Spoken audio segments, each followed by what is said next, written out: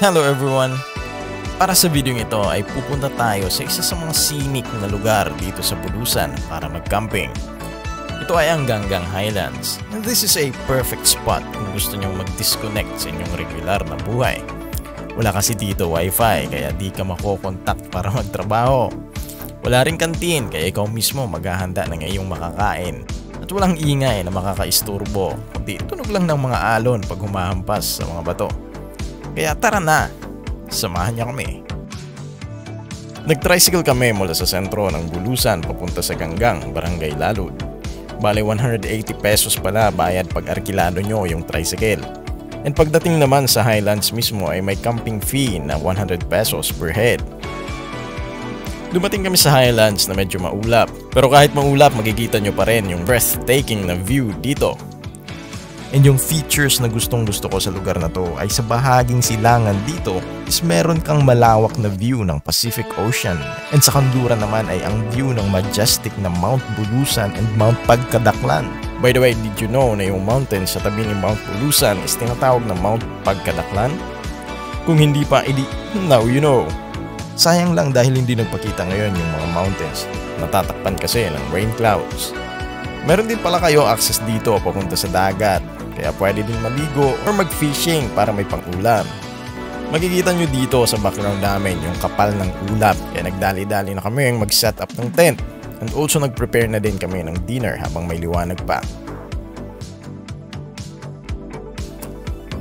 Di ko na na-videohan habang kumakain kami kasi bumuhos na yung ulan. Kaya i-share ko na lang yung pictures. And speaking of pictures, isa sa pinunta namin dito is mag-night sky mobile photography. And etong lugar na to is napaka-ideal para sa mga ganitong activities kasi konti lang artificial lights sa paligid na pwedeng mag-interfere sa visibility ng mga celestial objects gaya ng stars, planets, Martians. This time nga ay kala ko na mapipicturean namin yung Milky Way dahil Milky Way season na daw. Kaso visible pa pala yung buwan kaya ito na lang muna pinicturean namin. Looks cool naman, medyo ma-clouds pa and glary yung buwan pero okay naman naging result.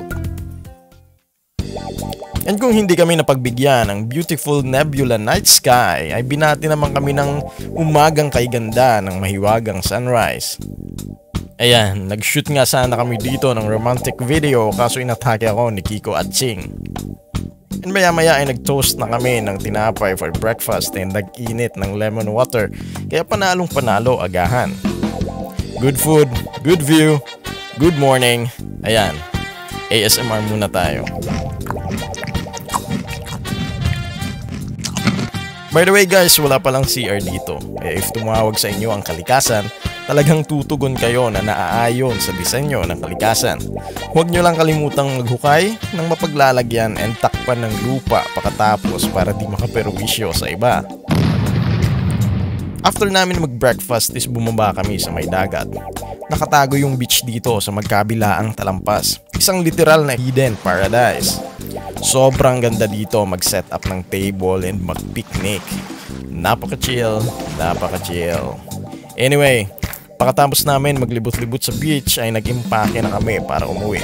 May mga trabaho pa kasi later kaya mabilisan lang na outing. Pero kahit ganoon is sobrang sulit naman. Yung serene moments habang ina-admire mo yung natural world sa paligid, talagang masasabi ko na God is a great designer. Dahil hindi lang aesthetic beauty ng nature yung ma-receive mo, kundi pati na yung buong meaningful experience when you spend time with nature.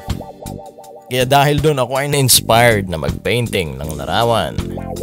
So ang naisip kong i-painting ngayon ay isang starry night scenery. Kasi yun yung naisana namin ma-experience sa camping trip na to. Kaso hindi naman nangyari kaya ipipaint ko na lang. Lagyan din natin ng text para magmukha siyang poster artwork o book cover o basta. Basta magmukha siyang maganda if ever ipiprint. So ayan, ganito sana yung na-imagine ko na magical moment sa lugar na to. Pero for now, hanggang drawing na lang muna tayo. Balik na lang next time.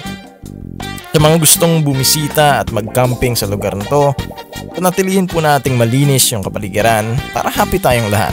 Alright? See you sa susunod na video. Peace!